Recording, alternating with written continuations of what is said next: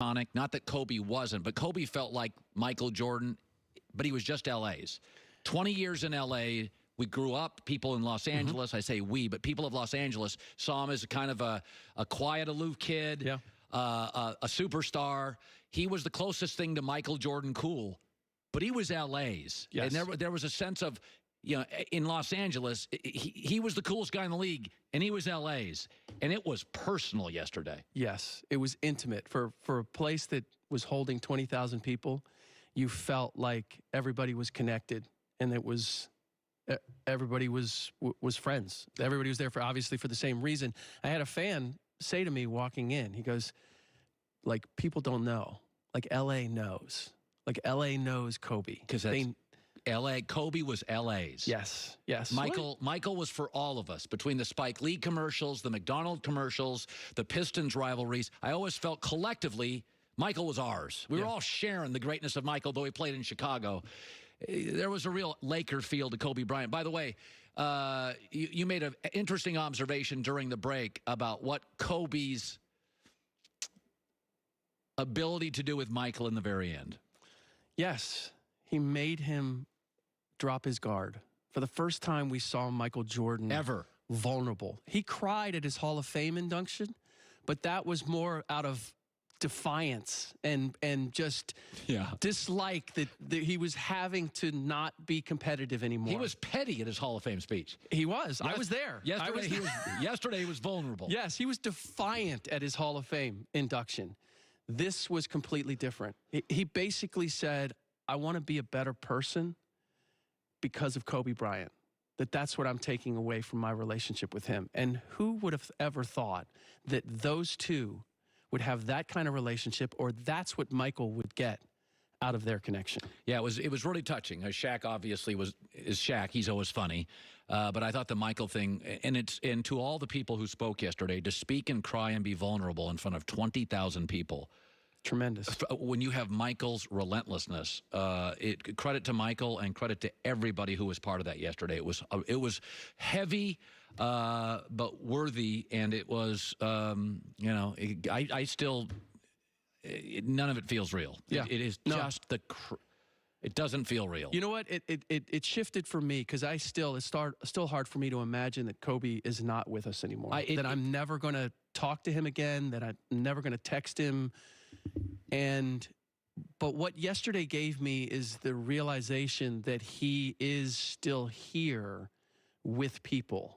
He's living on through other people. Michael Jordan is going to be a different person with Kobe in mind. Sabrina Ionesco is going to go on and do what she does, and Kobe's always going to be a part of that. And so I look at that as he's not really gone. He's just in a different place. Yeah, I mean, Kobe there was an invincibility to Kobe. I think it was magnified with the 60-point game and then winning the Oscar. He was so accomplished and so driven and so willful that there was a sense of invincibility. And when invincible people pass, it makes me feel more vulnerable. It made me think, sure, man, Kobe. He's got a torn Achilles. He still goes to the free throw line and shoots. He's got a torn ligament in his finger. He's still going to go to the finals. Like, you always just thought he was going to overcome. And again, same fan said it to me. He goes, to me, he was immortal. And I think that's the way people looked at him. He was the last person that you would imagine that would leave us too soon. I read a story yesterday, and I apologize for not giving credit to the writer. It was about what the Laker team planned when they discovered Kobe had passed. Dave McMiniman, thank you, Greg. I am going to name the show after you, the Greg Toohey Show, starting tomorrow. Dave McMiniman wrote, when LeBron found out on the plane, LeBron's like, guys, stop. Kobe who? Yeah. Kobe who died? Right. Like, the players were like, stop. They just couldn't get their arms around it. They couldn't wrap their brains about it. When somebody invincible passes, it makes all of us feel way more vulnerable. Yeah, but somehow, some way, Kobe is at the top of that list. At the age that he was, 41, you just saw him coming into full bloom as a parent. It's unimaginable. It's just unimaginable. And I think that's what has made it so difficult for everybody to find some resolution. And I still think that that's going on. I mean, at the All-Star game, I had a GM tell me, he goes, all of our players, and he didn't mean his team, he meant all the players in the league, are still devastated by this and trying to wrap their head around it. Yeah, for the record, LeBron has been pretty remarkable during this. This is heavy. Okay, LeBron came to this city, and there was pushback. Sure. Still, I mean, pre-tragedy pushback. And LeBron, no bitterness. It happens. And the next day, the next week, LeBron has to speak to the city of Los Angeles. And half the city didn't want him here. Yeah. There's a certain maturity and moxie and mettle to LeBron. It's you know, I said last year I thought LeBron was distracted. Because of the tragedy, he was forced to be the most focused of his life. And I think LeBron's been terrific during this. I think it's hard. This could easily take an immature team, a young team, a team without resolve. Yeah. You could unravel, Rick, easily. They were already on their way because they've been this from the beginning. They have a lot of big personalities in that locker room. And I credit LeBron. LeBron is as good as anybody in bringing disparate personalities together and making it a team and giving everybody the pecking order. That is one of the elements that is a benefit to them, is that the pecking order with them is clear. It's LeBron, it's Anthony Davis, and it's everybody else fall in line. And you have guys that are grateful that they get to play with LeBron because LeBron can do things for you at a certain point in your career that nobody else in the league can.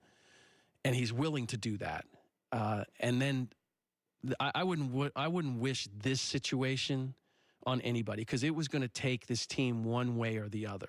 It was either going to become a huge distraction and a huge downer, or it was going to be something that was going to lift them even higher. And it looks as if it's the latter. Yeah, they've really played really well. You know, I was thinking about this. The NBA, style matters, flair matters. It's a glamour league, much more than baseball, hockey, or the NFL. It's a glamour league. When you give players something to play for beyond themselves, that's sometimes when special happens. That's what every coach aspires. Because you have the money, you have endorsements, you have minutes, you have all these competitive elements that tear at the fabric of a team. Yeah. And a coach's goal, and this is what, you know, Pat Riley was always great, has always been great. Phil Jackson was great at this. The great coaches get you to believe we're playing for something bigger than any of us. Yeah. And we can only get there if we collectively go for it. Good stuff, Rick Bucher. Appreciate you sharing thoughts on a really tough day yesterday. Michelin Endurance XT silicone wiper blades available, real world proven, 2 times longer, available at Walmart. Michelin Endurance XT silicone wiper blades. We are packed. NFL Combine today as well. We've got guests lined up next.